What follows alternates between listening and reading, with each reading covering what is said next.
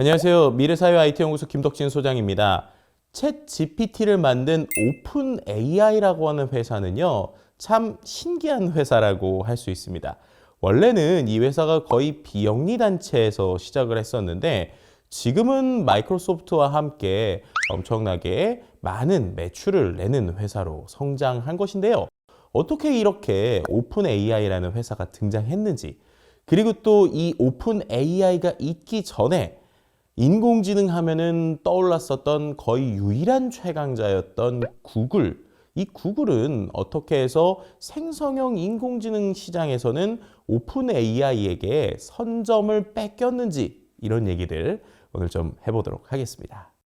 원래 이 생성형 인공지능 시장에서의 선두주자는 구글이었습니다. 모든 생성형 인공지능의 핵심 알고리즘이 되고 있는 트랜스포머라고 하는 논문에 있는 모델이 있습니다. 근데 그 트랜스포머라고 하는 논문을 구글에서 만든 거고요. 구글이 그 안에 있는 내용들을 오픈소스로 열었기 때문에 지금처럼 수많은 생성형 인공지능이 나왔다고 할 수 있죠. 자, 그런데 그렇게 초반에는 많은 사람들에게 영향력을 미치던 구글보다 왜 우리는 챗 GPT는 새로운 회사인 오픈 AI라고 하는 회사에서 그것이 나왔고, 그리고 그 이후에 우리는 오픈 AI라고 하는 회사를 주목하게 됐을까요? 이 오픈 AI의 역사를 알기 위해서는 맨 처음 오픈 AI가 생겼던 배경을 우리가 좀 알아봐야 됩니다. 이 오픈 AI는요, 2016년 구글의 알파고 이슈가 있고 나서 우리가 이 IT계에서 빼놓을 수 없는 인물이죠. 바로 일론 머스크가 이런 생각을 하게 됩니다. 이렇게 알파고 같은 녀석이 한 기업에 있다 보면 결국에는 인공지능이라고 하는 게 몇몇 기업의 손에 의해서 좌지우지되겠구나라고 하는 생각을 하게 된 거예요. 그래서 일론 머스크는 이 인공지능을 누구나 쓸 수 있게 이른바 인공지능의 민주화를 만들겠다라는 생각을 가지고 있었다고 합니다. 그래서 본인도 자율주행이나 여러 가지 인공지능을 활용해서 돈을 버는 사람임에도 불구하고 한쪽에서는 특정 기업에게 인공지능의 힘이 쏠리지 않도록 하는 연구나 그러한 것을 주장하는 단체들에 계속적으로 투자해주고 있었는데요. 그런 관점에서 우리가 모두가 활용할 수 있는 인공지능을 비영리 회사처럼 만들자라고 시작된 게 바로 이 오픈 AI라고 하는 회사입니다. 자, 일론 머스크가 엄청난 자신의 사재를 털어서 투자를 해주다 보니까 많은 사람들이 관심을 가질 수밖에 없었습니다. 자, 그때 관심을 가지고 그 회사의 창업주로서 대표로서 등장한 것이 바로 샘 알트먼이라고 하는 사람입니다. 자, 근데 이 샘 알트먼이라고 하는 사람은요, 또 다른 걸로 상당히 유명한 사람이었습니다. 어떤 걸로 유명했느냐? 이 사람은 스타트업을 투자하고 그리고 스타트업을 키우는 이러한 구조를 전 세계에서 거의 최초로 만들어냈었던 Y 콤비네이터라고 하는 미국의 유명한 벤처 캐피털이자 엑셀레이터의 대표였습니다. 자, 그러니까 뭐예요? 전 세계에 있는 수많은 사람들의 사업 속에서 또 초기 창업을 하는 사람들이 이 사람에 의해서 상담을 하고 투자를 해주던 역할을 했던 것이죠.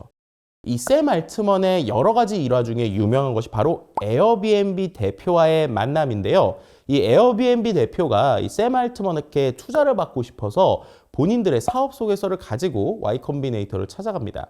그리고 나서 이들이 본인의 사업을 설명한 다음에 우리는 이것을 가지고 추산치로 1년에 약 375억 정도의 매출을 기대합니다 라면서 사업 소개서를 내밀었거든요.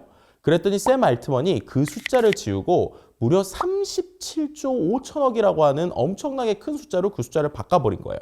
자, 그렇게 됐더니 에어비앤비 대표가 이거 뭐지? 라고 되게 당황하고 있는 상황에서 샘 알트먼은 두 가지 얘기를 합니다. 첫 번째, 당신이 내민 숫자는 VC들, 그러니까 투자자들에게 매력적인 숫자가 아니다. 그 정도 금액을 벌려고 투자자들은 투자하지 않는다. 그렇기 때문에 금액을 올려야 된다라는 얘기를 한 것이고요. 두 번째는 그 정도 크기의 숫자가 돼야 정말로 본인의 인생을 올인해서 거기에 뛰어들 수 있는 것이다 라는 이야기를 했습니다. 그만큼 이 샘 알트먼이라고 하는 사람은 스타트업계에서는 상당히 유명하고 또 그들의 비즈니스 모델을 만드는 데 상당히 익숙한 사람이었죠. 자, 이 두 사람과 함께 개발자들 역시도 쟁쟁했는데요. 대부분의 개발자들이 구글에서 알파고를 만들었던 개발자 혹은 유명한 대학 교수들, 특히나 인공지능과 관련돼서 정말 많은 기업들이 쓰고 있는 어떠한 알고리즘을 만든 교수들 밑에서 박사과정을 했던 이런 사람들이 모여서 드림팀을 만들어서 시작한 것이 바로 이 오픈 AI라고 할 수 있습니다. 자, 그러다 보니까는 창업자의 DNA도 있고 많은 사람들에게 정보를 오픈하려고 하는 오픈소스적인 생각도 있었던 것이죠. 그래서 이들이 만든 게 GPT-1, GPT-2 이런 식으로 계속적으로 만들어 나가게 됩니다. 자, 근데 이 오픈 AI가 갑자기 변화의 흐름을 타게 됩니다. 가장 컸던 게 바로 일론 머스크가 이사진에서 사임하게 된 것인데요. 말씀드렸다시피 일론 머스크는 이렇게 인공지능을 경계하고 인공지능을 조심히 써야 된다는 쪽에서도 투자를 하고 있지만 원래 본업은 테슬라, 그러니까는 우리가 알고 있는 자율주행차 회사, 인공지능을 기반으로 돌아가죠. 그 회사의 CEO입니다. 그러다 보니까 테슬라 주주들이 계속적으로 반발하는 목소리를 낸 거예요. 당신이 인공지능을 활용해서 돈을 벌 생각을 해야지 자꾸 인공지능에 대해서 이렇게 다 열어주고 그렇게 되면 나중에는 테슬라가 가지고 있는 어떤 정보들을 열어줄 것이냐? 라고 하는 논란에 하나 휩싸였고요. 두 번째는 오픈 AI라고 하는 조직이 결국에는 일론 머스크를 위한 연구 조직이 아니냐라고 하는 의심도 받았습니다. 자, 그래서 이제 일론 머스크가 자의반 타의반으로 이 오픈 AI에서 이사진에서 내려오게 됩니다. 그렇게 되면서 자연스럽게 투자한 금액들도 회수하게 되죠. 자, 이런 상황에서 샘 알트먼은 많은 고민이 될 수밖에 없습니다. 본인이 스타트업을 키워왔던 사람이고 어떻게 하면 스타트업이 성장할 수 있을지에서 고민을 했지만 역으로 이 회사를 이제 우리가 어떻게 운영해야 될지에 대해서 고민할 수밖에 없던 상황이었죠. 그때 샘 알트먼에게 손을 내민 게 마이크로소프트의 CEO입니다. 거의 1조 원 정도의 돈을 투자해주면서 우리는 오픈 AI의 방향성에 찬성한다 라고 하면서 처음에는 어떠한 대가나 어떤 것도 바라지 않은 상태에서 그냥 투자를 해줬습니다. 그리고 나온 것이 GPT-3라고 하는 진화된 모델이 나오게 됩니다. 자, 그 다음부터 이 오픈 AI는요, 원래 오픈돼서 모든 것을 열어놓는 회사였는데 조금씩 그 문을 닫게 됩니다. 결국 지금은 오픈 AI가 아니라 거의 클로즈드 AI 아니냐라는 이야기를 듣는 수준이 된 것인데요. 뭔가 돈이 더 필요하고 생성형 인공지능이라는 시장에서는 끝없이 투자금이 필요한 상황이죠. 그렇다면 이 상황에서 어떻게 할까 고민하던 이 샘 알트먼에게 한 번 더 손을 내밀어 줍니다. 이번에는 더 큰 손을 내밀어 주는 것인데요. 무려 13조 원 정도의 돈을 이 오픈 AI에 투자하게 됩니다. 근데 이번에는 한 가지 조건을 걸게 돼요.